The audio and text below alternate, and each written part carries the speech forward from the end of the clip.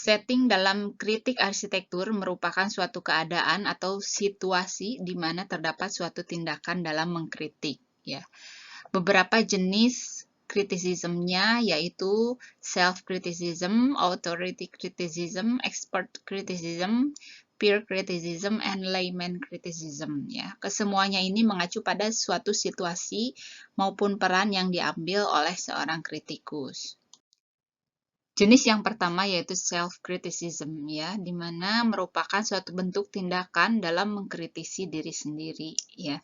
Bagaimana sang kritikus, ya, mencoba mengkritisi diri sendiri terkait dengan kritikan terhadap karya atau desain yang telah dibuatnya. Ya, kemudian situasi dari self-criticism ini merupakan suatu situasi di mana sang perancang atau desainer ataupun stakeholder, ya, mengkritisi dirinya sendiri, ya, tentunya dalam suatu proses perancangan. Dalam pemaparannya, Shan menjelaskan bahwa seorang seniman dalam berkarya membuat suatu lukisan berfungsi sebagai dua orang, ya. Yang pertama adalah sebagai seniman, ya, yang membuat suatu karya lukisan, ya. Dan juga yang kedua adalah sebagai kritikus. Pemaparan lain dikemukakan oleh Collins, ya, di mana melihat suatu perbedaan, ya, antara criticism dan juga self-criticism yang dilihat dari jumlah orang yang terlibat dalam suatu dialog. Salah satu cerita mengenai karya dari arsitek Calatrava, ya, yang mengisahkan dirinya dalam kehidupannya berkarya, ya, menginspirasi bahwa beliau selalu melakukan kritik terhadap dirinya sendiri, ya, yang terus-menerus dilakukan ketika membuat suatu karya. Ternyata di dalam bentuk self-criticism-nya didapatkan berbagai macam pengalaman, ya, yang bisa didapatkan untuk merubah berbagai macam kesalahan-kesalahan yang dilakukan dan juga dapat menjadi inspirasi bagi karya-karyanya yang lain. Di dalam self-criticism ini ternyata didapatkan suatu bentuk konseptual suara batin, ya, yang terjadi di dalam diri, ya, sang perancang ataupun kritikus, ya, dalam suatu proses perancangan, ya. Di mana konseptual suara batin itu terdiri dari suatu suara keharusan, ya, the should voice, ya. Kemudian suara harus, ya, sebuah otoritas. Kemudian suara harus sebuah kolegial, ya. Kemudian suara ketakutan, ya, the fear voice di dalam diri, dan juga suara peringatan, ya, cautionary voice, ya. Dan kesemuanya ini selalu ada di dalam diri kita sendiri, ya. Yang pertama yaitu the should voice, ya, di mana the should voice ini merupakan suatu suara di mana mencoba meyakinkan kita bahwa kita harus melakukan sesuatu, ya, apakah bentuknya seperti ini ataupun yang lain, ya. Kemudian yang kedua adalah otoritas, ya, yang memberitahu bahwa seharusnya kita bisa mengerjakan suatu pekerjaan lebih baik dari sebelumnya, ya. Kemudian kolegial, ya, di mana kita sebagai profesional mempunyai tanggung jawab tertentu, ya, yang harus dilakukan sehingga kita seharusnya menjadi profesional yang bertanggung jawab. Kemudian suara ketakutan, ya, di mana the fear voice ini merupakan suatu bentuk suara kekhawatiran akan suatu kegagalan, ya, yang malah membuat kadang-kadang kita berhenti melakukan proses perancangan, ya.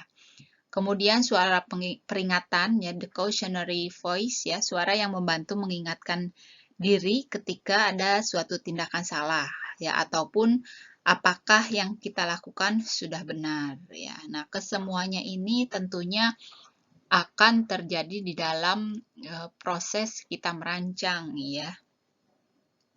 Ya, berikut merupakan contoh dari webinar yang bertemakan self-criticism ya, yang diadakan oleh ITB, di mana berlangsung dialog antara para arsitek Indonesia ya, yang berdiskusi mengenai kritik dalam diri mereka masing-masing ya, yang menjadi bentuk introspeksi ya terhadap karya-karya yang telah dibuat oleh masing-masing arsitek ya.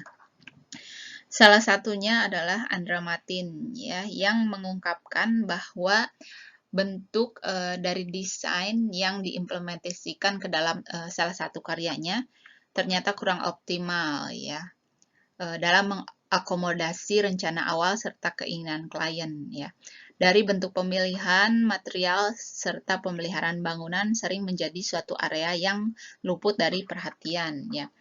Tentunya arsitek pun perlu bisa memahami keinginan dari klien dengan baik ya, untuk menghindari adanya design waste dan juga kenyamanan dari penggunaan ruang ya.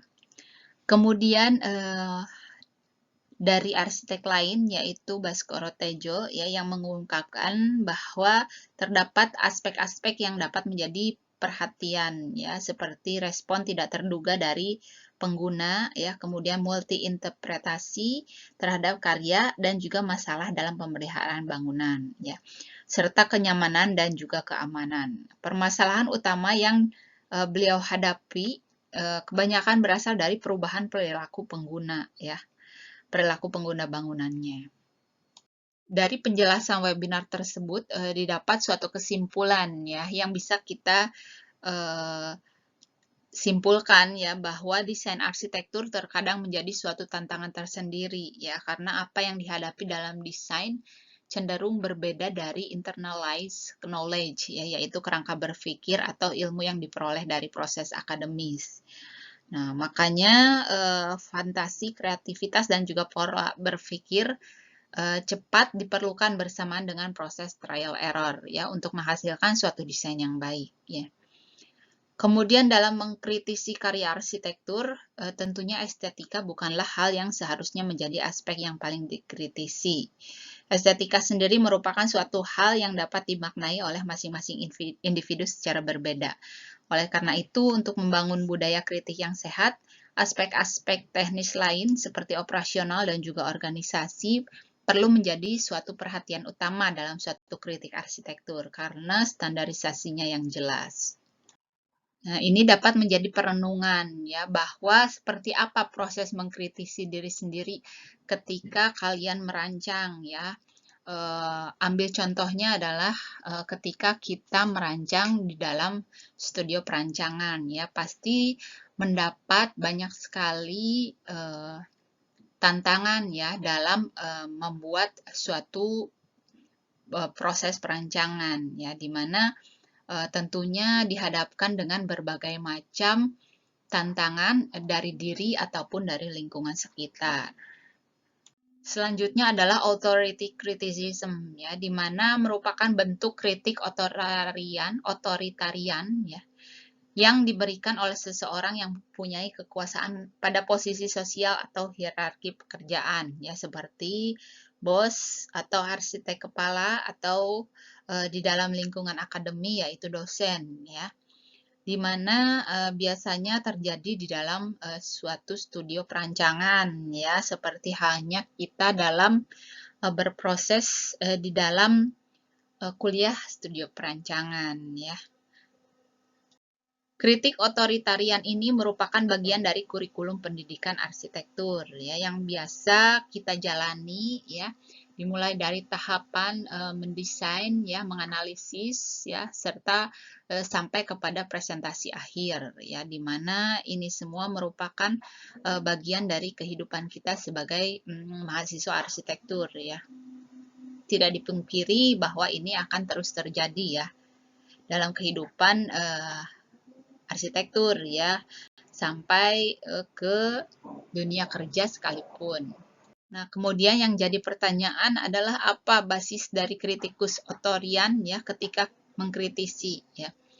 Nah, di dalam, bentuk kritik otorian ini, biasanya terdapat suatu bentukan kritik negatif ya, yang terjadi. Ya, tentunya kritik ini terjadi bukan karena subjektivitas secara personal ya, tentunya ada alasan atau argumen ya. Misalnya ketika, dosen, dari kalian ya yang, menguji ya, mengenai bentuk, rancangan yang dihasilkan ya, tentunya banyak kritik-kritik yang didapatkan, nah itu semua, terjadi ya, tentunya ada alasannya ya, tidak secara, langsung ya, secara subjektif ya, me menilai karya tersebut, baik atau tidak ya. Kemudian tentunya, kritik otorian ini harus melihat, suatu kritik sebagai suatu feedback ya, atau masukan membangun ya. Dan juga, pemberi kritik atau kritikus harus memberikan suatu argumen yang jelas ya, beralasan dan juga tentunya bisa dimengerti oleh audiens. Selanjutnya adalah expert criticism ya, di mana kritik ini diberikan oleh seorang yang ahli di bidang mengkritik ya, seperti jurnalis koran atau majalah ataupun, sejarawan ya. Kemudian pengaruh yang diberikan oleh ahli kritik ini ya berasal dari pandangan luas terhadap suatu keadaan ya, yang diperoleh dari informasi, imajinasi, dan juga pengalaman. Kritik dari expert criticism ini tidak mempunyai pengaruh terhadap objek kritiknya ya, melainkan berusaha untuk mengimpresi audiens ya. Contoh dari expert criticism ini dapat kita lihat di dalam majalah ya, kemudian jurnal ya yang berkaitan dengan criticism, kemudian koran ataupun digital platform ya atau website. Nah, ini pun mungkin sudah banyak ya yang bisa kita lihat di dalam website-website ya yang sudah banyak sekali mengemukakan bentuk-bentuk criticism terhadap suatu karya. Nah, salah satu contohnya ya Arsitektur Magazine, jika kalian searching ya di Google sudah banyak sekali ya magazine yang berkaitan dengan arsitektur ya. Tinggal kita pilih mana saja bentuk-bentuk yang bisa kita lihat ya sesuai dengan tema dan kebutuhan masing-masing. Dan juga di dalam majalah ini juga bisa kita lihat ya berbagai macam literatur mengenai bentuk-bentuk dari karya-karya perancang atau desainer atau arsitek ya yang memiliki suatu bentuk atau konsep ide gagasan mengenai karyanya tersebut. Nah, ini juga ya bisa kalian search juga ya, banyak sekali website-website mengenai arsitek magazine ya. Atau misalnya kalian search mengenai arsitektur criticism di dalam Google Scholar ya, ataupun misalnya Science Direct atau website jurnal lainnya ya. Banyak sekali yang bisa kalian baca ya. Ataupun kalau di luar negeri masih terdapat banyak sekali pemaparan-pemaparan kritik mengenai arsitektur di dalam koran atau ya di dalam koran ya. Di mana dikemukakan berbagai macam kritik mengenai permasalahan-permasalahan yang ada di dalam lingkungan dan juga bentuk-bentukan arsitektur ya. Ada juga bentuk koran digital ya yang dapat kalian baca juga ya bagaimana perkembangan dari dunia kritik arsitektur saat ini ya, bisa kalian search juga ya untuk mengetahui kebaruan dari isu-isu yang terjadi di dalam kritik arsitektur ya. Kemudian website-website ya yang membahas mengenai berbagai macam kritikan ya dapat juga kalian baca ya. Ya, banyak sekali ya yang bisa kalian search mengenai bentukan media ya, mengenai architectural criticism atau lain halnya ya, yang bisa kalian lihat juga apa-apa pemaparan yang dipaparkan oleh kritikus tersebut. Ya, selanjutnya adalah peer criticism ya, di mana peer criticism ini merupakan suatu bentuk yang di mana kritikus dengan sasaran kritiknya mempunyai tingkatan atau hierarki yang sama ya. Yaitu contohnya adalah arsitek yang mengomentari karya dari arsitek lain ya. Contohnya banyak sekali ya, seperti Design Award ataupun buku ya karya-karya arsitek. Penghargaan ternama di dalam dunia arsitektur ini salah satunya adalah The Pritzker Prize ya, yang membahas mengenai penghargaan-penghargaan yang diperoleh oleh karya-karya arsitek ya yang mengedepankan bentuk-bentuk ya yang sesuai dengan lingkungan sekitarnya ya, yang bermanfaat bagi lingkungan sekitarnya. Ataupun ada juga penghargaan Aga Khan Award ya yang menjadi inspirasi ya bagi bentuk-bentuk arsitektur ya di dalam dunia sosial ya ataupun dunia pendidikan dan lain sebagainya. Ada pula suatu bentuk ajang penghargaan ya yang dijadwalkan ya akan berlangsung ya, dapat kita simak juga di beberapa website ya. Ataupun di Indonesia sendiri ya terdapat IAI Awards ya yang memberikan penghargaan kepada para arsitek Indonesia yang telah berjasa memberikan karya-karya ya yang berdedikasi terhadap masyarakat ya.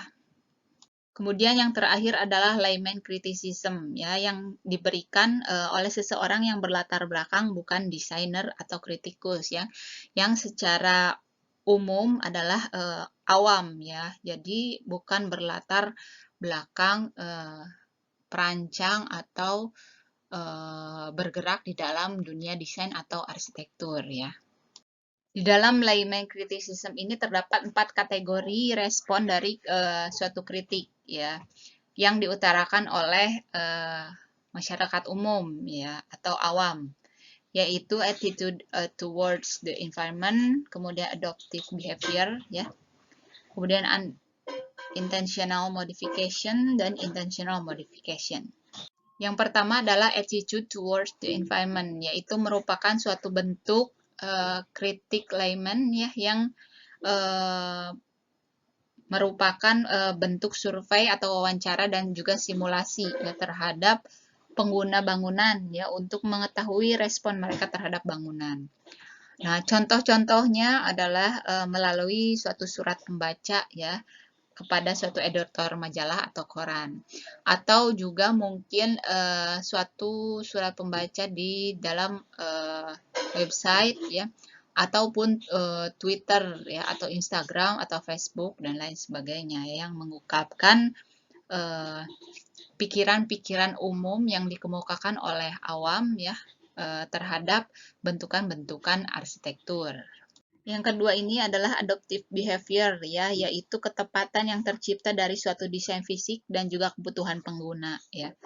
Nah, kemudian ketepatan ini muncul karena adanya perilaku adaptif dari penggunanya. Kemudian unintentional modification of the environment, yaitu kritik yang diberikan dengan cara memodifikasi suatu lingkungan ya. Modifikasi ini muncul karena adanya penggunaan yang terus-menerus yang dilakukan secara berulang. Kemudian intentional modification of the environment, yaitu adanya ketidakpuasan antara desain fisik dengan kebutuhan pengguna ya, sehingga bangunan atau lingkungan dimodifikasi ya. Salah satu contohnya adalah bentuk renovasi ya. Kemudian respon dari layman tersebut muncul setelah bangunan terbangun ya, dengan adanya solusi di mana layman mengikuti atau memberikan kontribusi pandangan di dalam suatu proses perancangan.